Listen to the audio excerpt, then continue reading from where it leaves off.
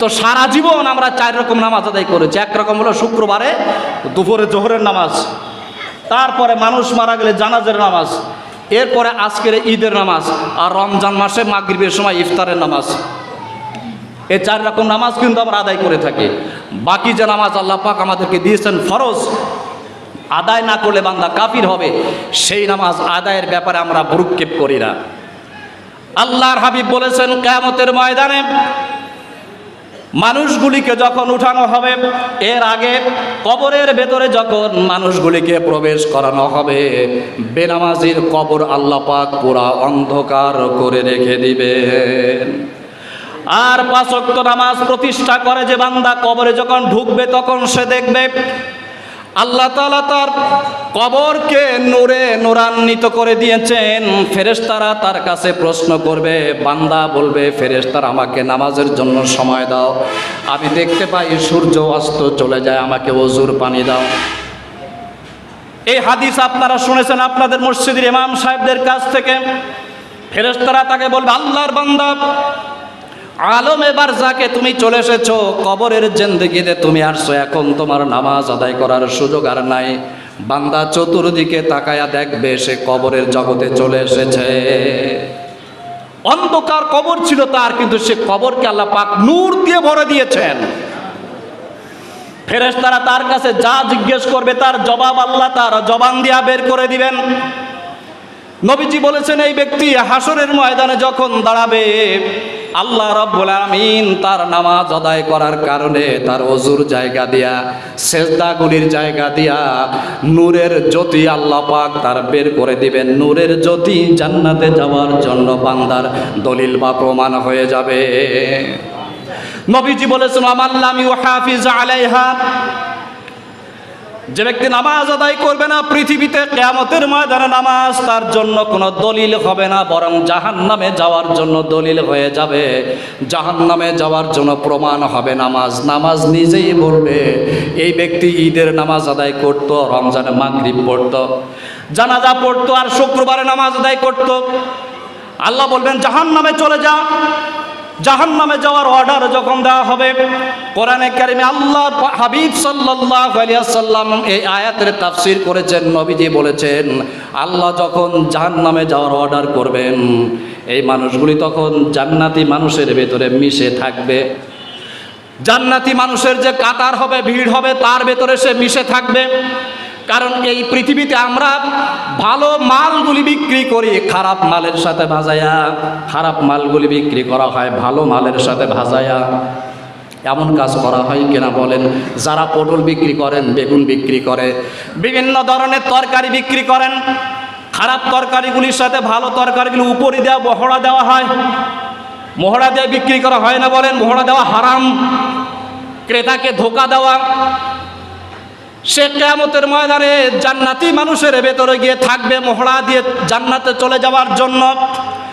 আল্লাহ স্বয়ং তার জবান দিয়া কোরআনে কারিমের একটি আয়াত তেলাওয়াত করবেন। আল্লাহ বলবেন, ওয়ামতাজুল ইয়াওমা আইয়ুহাল মুজরিমুন।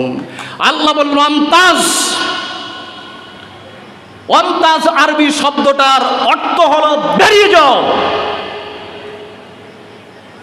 আল্লাহর সৃষ্টি জগতের সকল সৃষ্টি একত্রিত হয়ে তার কণ্ঠে যত শক্তি পাওয়ার আছে, সমস্ত পাওয়ার দিয়ে যদি হুঙ্কার দেয়, কড়া আওয়াজ দিয়ে বলে বেরিয়ে যাও, তো আল্লাহ যে আওয়াজ দিবেন সেই আওয়াজের ধারের কাছেও যেতে পারবে না।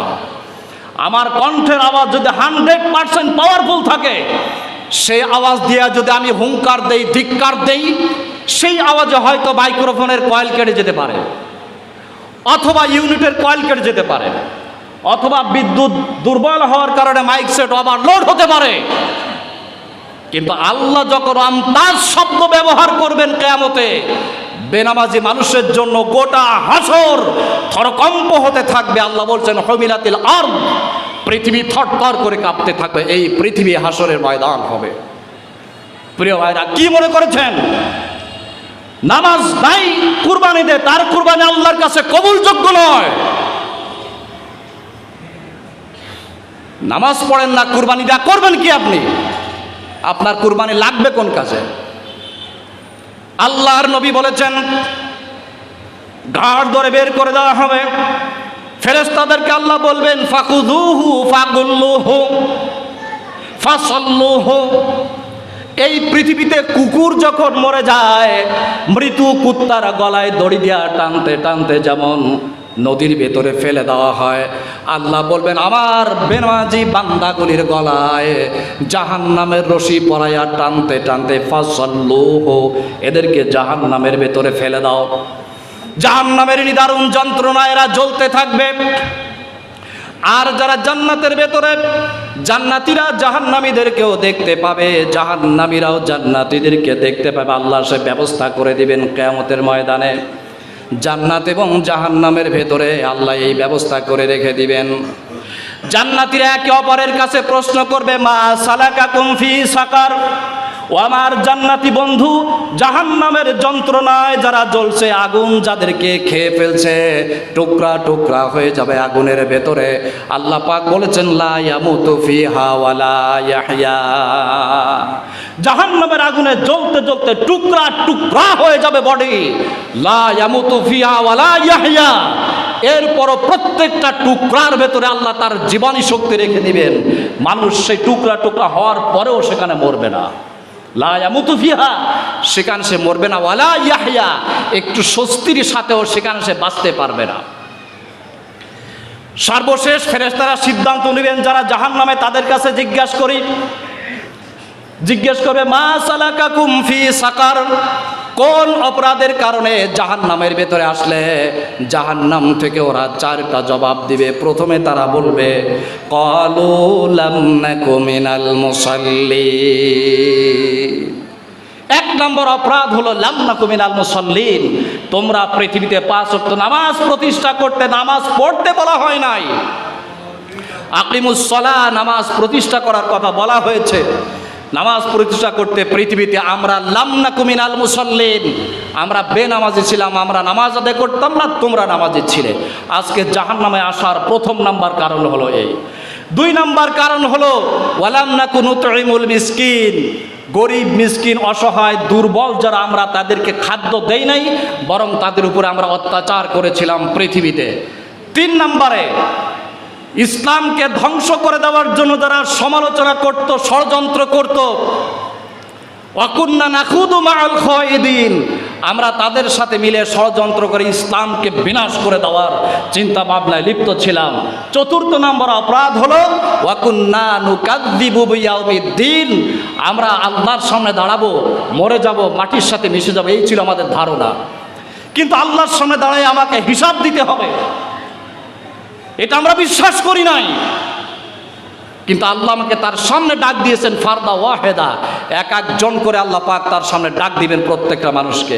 সম্মানিত উপস্থিতি, আজকে ঈদের ময়দানে আমরা যারা আসছি এখানে, এই সামনে আপনারা যারা বসে আছেন, আর ওই পিছনে কিছু লোকজন বসে আছে, মাঝখানে লোকজন বসে নাই, কারণ কি বলতে পারেন? বলেন তো কি কারণে বসে নাই? ওই মাঝখানে সূর্যের কিছু আলো পড়তেছে, এই কারণে বসে নাই।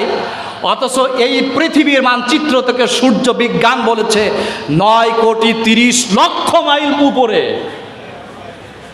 আর হাসরের ময়দান যখন হবে, এই পৃথিবী হাসরের ময়দান হবে, সূর্য মানুষের মাথার কাছে এনে দেওয়া হবে, উল্টায় দেওয়া হবে। যে পিঠ তার আগুন জ্বলছে, হাইড্রোজেন কোর নামক, যে অক্সিজেনের কারণে সূর্যে আগুন জ্বলতে থাকে, এটা সরাসরি পৃথিবীর উপরে এসে পড়বে, পুরা পৃথিবী পুড়ে লাল বর্ণ হয়ে যাবে, আমরা যেটাকে তামার কালার বলে থাকি।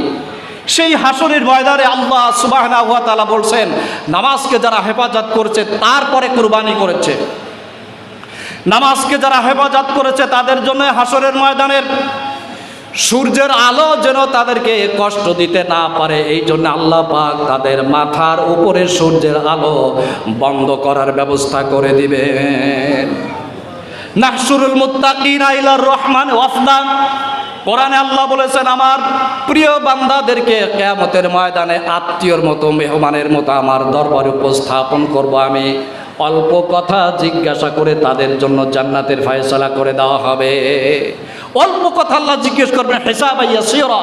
রাসূল সারা জীবন বলতেন আল্লাহুম্মা হাসিবিনি হিসাবান ইয়াসিরা, আয় আল্লাহ কিয়ামতের ময়দানে তুমি আমার কাছে সহজ কথা জিজ্ঞাসা করিও। রাসূল বলেছেন সাহাবায়ে কেরাম বলতেন, হুজুর আপনার জন্য এই কথা তো মানায় না। হাসিবিনি হিসাবা ইয়াসিরা, হাসরের ময়দানে আল্লাহ আপনার কাছে সহজ কথা জিজ্ঞেস করবেন, অল্প কথা জিজ্ঞেস করবেন। এই কথা আপনি বলবেন কেন? আপনার জন্যই তো আল্লাহ জান্নাত বানিয়েছেন, আপনাকে কেন্দ্র করে গোটা সৃষ্টি জগৎ বানিয়েছেন। গোটা সৃষ্টি জগতের ভেতরে আপনি আল্লাহর সব থেকে নিকটতম সৃষ্টি, আপনার কাছে আল্লাহ জিজ্ঞেস করবেন। নবীজি বলতেন, আদম থেকে নিয়ে আমি পর্যন্ত সব নবীকে আল্লাহ আদালতে এক একজন করে ডাক দিবেন। ডাক দিয়ে জিজ্ঞেস করবেন, তোমাদের যে দায়িত্ব দেওয়া হয়েছিল পালন করেছিলে? আমার কাছে তাই জিজ্ঞেস করবেন। আমার কাছে আল্লাহ সেই কথা জিজ্ঞাসা করবেন, আমি সব দায়িত্ব পালন করে থাকি। আল্লাহর নবীজি বলেছেন, প্রিয় বান্দাদেরকে আল্লাহ পাক জান্নাতের ব্যবস্থা করে দিবেন। একটা কথা আপনাদেরকে বলে রাখি, আল্লাহ যখন জান্নাতের ঘোষণা দিবেন, ফেরেশতারা তাকে নিয়ে চলে যাবে। জান্নাতের ঘোষণা দেওয়ার সঙ্গে সঙ্গে কোনো মানুষ জান্নাতে প্রবেশ করতে পারবে না। ঘোষণা দেওয়ার পর প্রতি জান্নাতীকে জাহান্নাম পার হয়ে জান্নাতে যেতে হবে। প্রত্যেকটা জান্নাতীকে জাহান্নাম পার হয়ে যেতে হবে, পুল সিরাত পার হয়ে যেতে হবে। যার কুরবানি লিল্লাহে আল্লাহর জন্য হবে, মূল কথায় আসেন। যার নামাজ ঠিক আছে তার কুরবানি ঠিক আছে, যার নামাজ ঠিক আছে তার যাকাত ঠিক আছে, যার নামাজ ঠিক আছে তার রোজা ঠিক আছে, যার নামাজ ঠিক আছে তার হজ ঠিক আছে, যার নামাজ ঠিক আছে তার দান সদকা ঠিক আছে। যার নামাজ ঠিক নাই তার বাকি কোনো আমল আল্লাহর কাছে চলবে না। যে ব্যক্তির কুরবানি আল্লাহর জন্য হবে, নিছক গোশত খাওয়ার জন্য নয়, দুনিয়ার কোনো দানাই ফানার জন্য নয়, লিল্লাহে আল্লাহর জন্য যারা কোরবানি কবুল হয়ে যাবে, ওই ব্যক্তিকেও জাহান্নামের কিনারে উপস্থিত করানো হবে।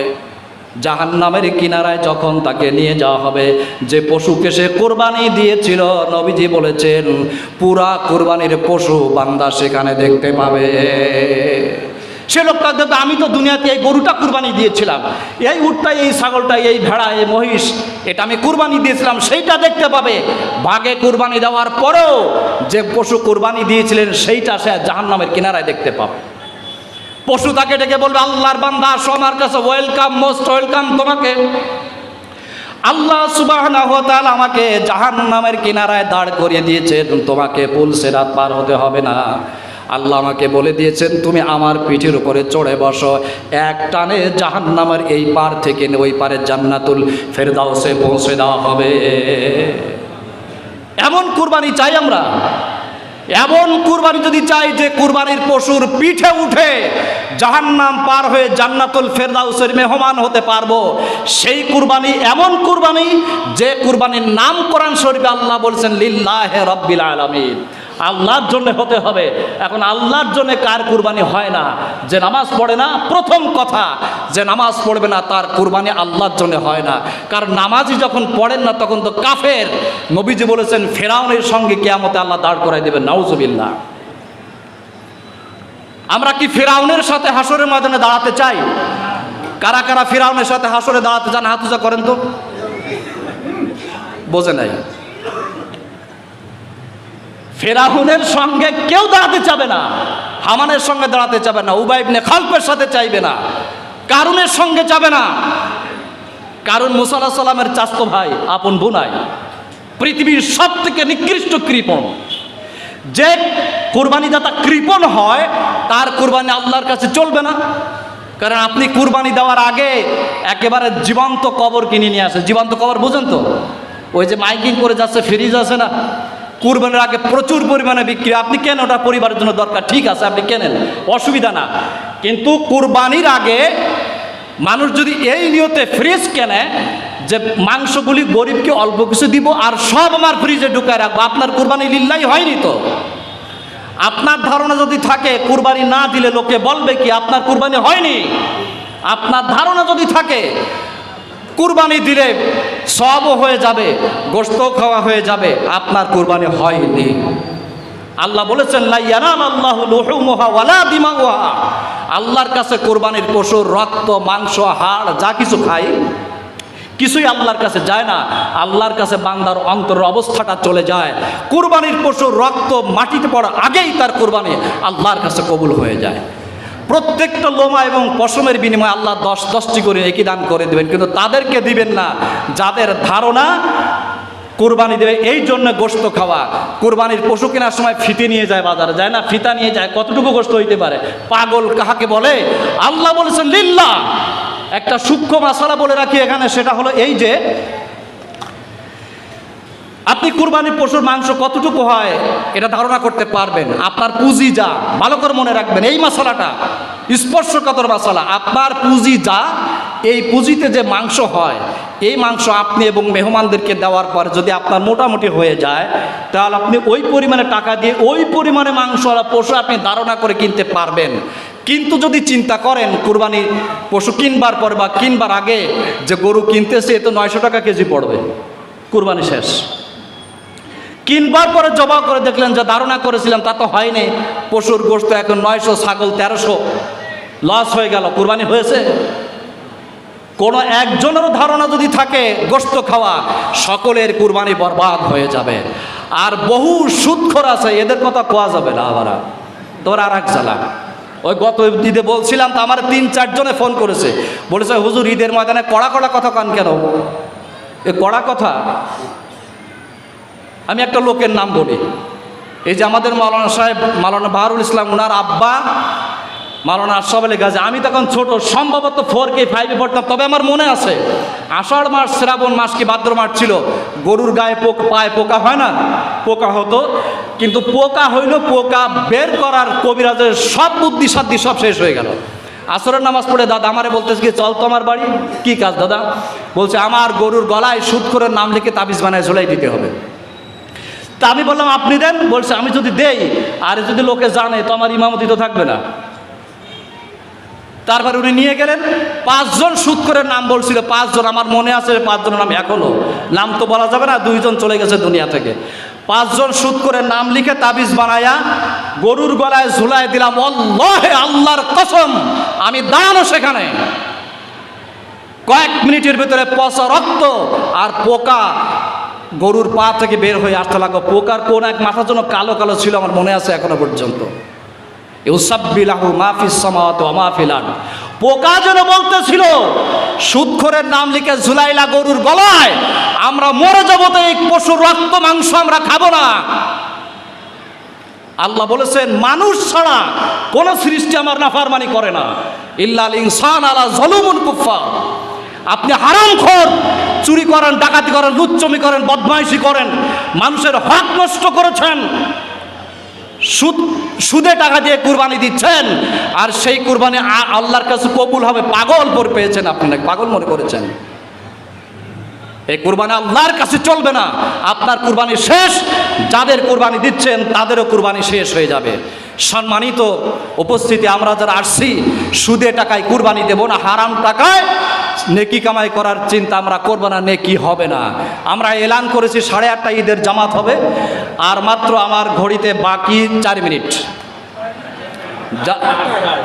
কত? ওই 8টায়, সরি 4 মিনিট বাকি, 8:30 না, 8টায়। 8:30 হইলে তো বিপদ। তো 8টায় ঈদের জামাত হবে, 3-4 মিনিট সময় বাকি আছে। যারা মাইকের আওয়াজ শুনছেন তাড়াতাড়ি চলে আসেন। সর্বশেষ কথা হলো, আমার কুরবানি আল্লাহর কাছে চলবে যদি কুরবানি লিল্লাহে হয়। চলবে না কি কি অপরাধে তা আপনাদেরকে শোনাইলাম, চলবে কি কি গুণের কারণে তাও আপনাদেরকে শোনাইলাম। গুণগুলি আমল করার দাওয়াত রইল, আর যে কাজ করলে আল্লাহর জাহান্নামী বান্দা হতে হয় সেই কাজগুলি বর্জন করার জন্য দাওয়াত দিলাম। আল্লাহ পাক আমাদের সবাইকে আমল করার তৌফিক আল্লাহ দান করেন, আমিন।